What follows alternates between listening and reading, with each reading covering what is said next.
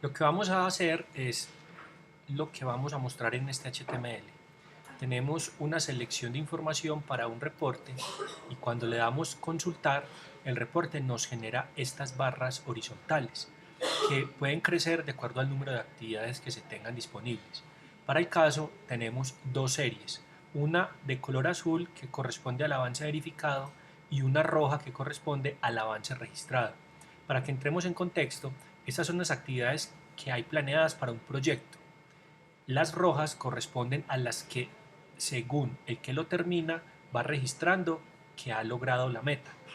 Y las azules son las que sí se certifican que han sido terminadas. Entonces, para ello vamos a ver el código. Lo primero es ver el HTML del cual parte este gráfico. El HTML que utilizamos es un span y le agregamos un ID con el objetivo de modificar dinámicamente el contenido de dicho span. Entonces, todo esto es dinámico.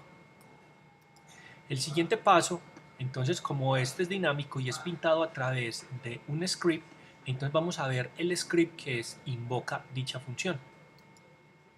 El script que invoca dicha función es este case. Utiliza una función que se llama graficar en barras, a la cual le manda el contenido del reporte, otra información que para el caso no es relevante, y el nombre de donde va a pintar los datos. Miremos que este nombre, ID gráficas reportes, coincide con el HTML, ID gráficas reportes.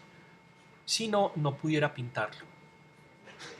Entonces, esta función se invoca a través de un elemento Ajax, que para el caso no es tan importante.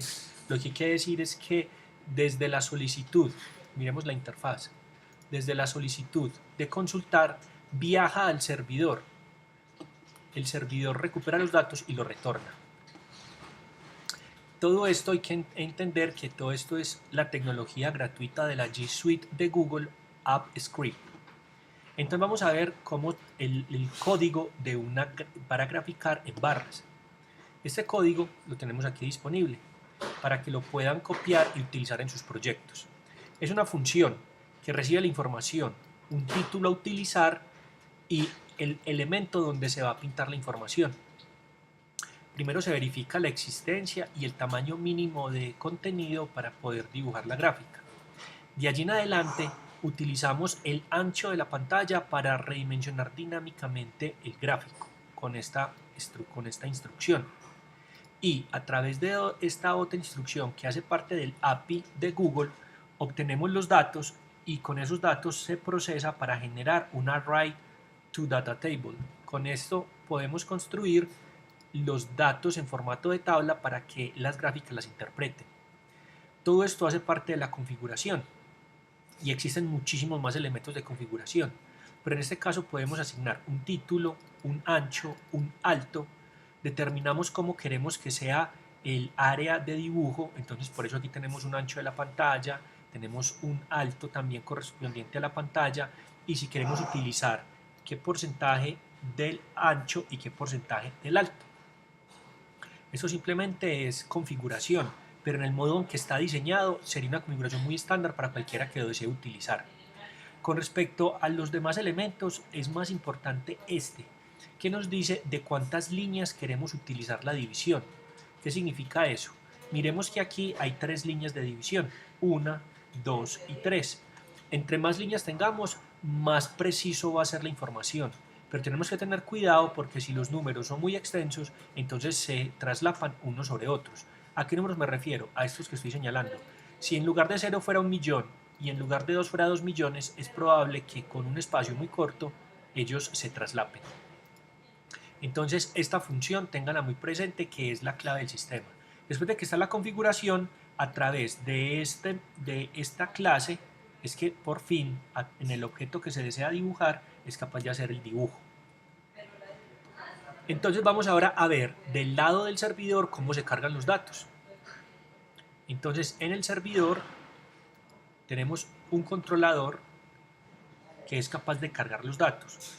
Todo esto es simplemente validaciones que hicimos para el sistema.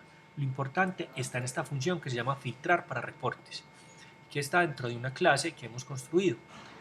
Les voy a mostrar el contenido, pero solamente con fines didácticos para explicar mejor. Lo que hacemos acá simplemente es obtener la información que necesitamos procesar y esto se encarga de obtenerla de una manera centralizada. Pero al final, cuando ya tenemos la información, que es el caso que nos interesa, cuando ya tenemos la información, en la línea 509 que estoy señalando, en toda esta línea, es donde se empieza a hacer la información necesaria para el gráfico. Entonces lo primero es que necesitamos un vector vacío. A ese vector vacío le agregamos un vector internamente, donde tenemos los títulos. Estos títulos son claves. El primero es el nombre general de lo que se va a mostrar al lado izquierdo. Este corresponde a estos. Entonces así nos vamos a dar cuenta. Actividad corresponde a todos estos que aparecen en el lado izquierdo. Seguido de avance verificado. Avance verificado es el nombre de la primera serie, que es azul. Miren todas las series azules que tenemos y cuando se pasa el mouse por una serie que ya tiene información, nos muestra este mensaje. Ese corresponde a este es un objeto JSON que lo que dice es que le va a poner un rol a la columna y el rol es que va a servir de anotación.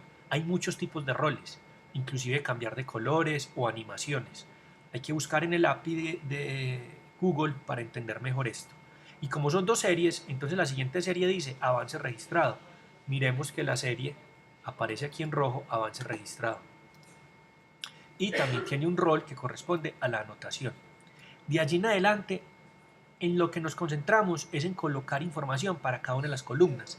Estas las agregamos acá por debajo, como se dice vulgarmente, o sea, antes del while, para que aparezca el total. Mire, este total lo ingresamos de primerazo a través de la información que ya teníamos disponible.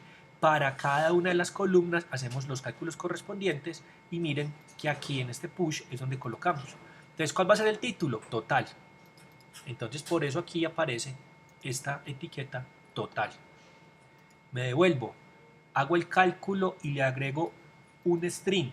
¿Con qué finalidad? Le hago el cálculo y lo pongo. Y al mismo cálculo le coloco un string.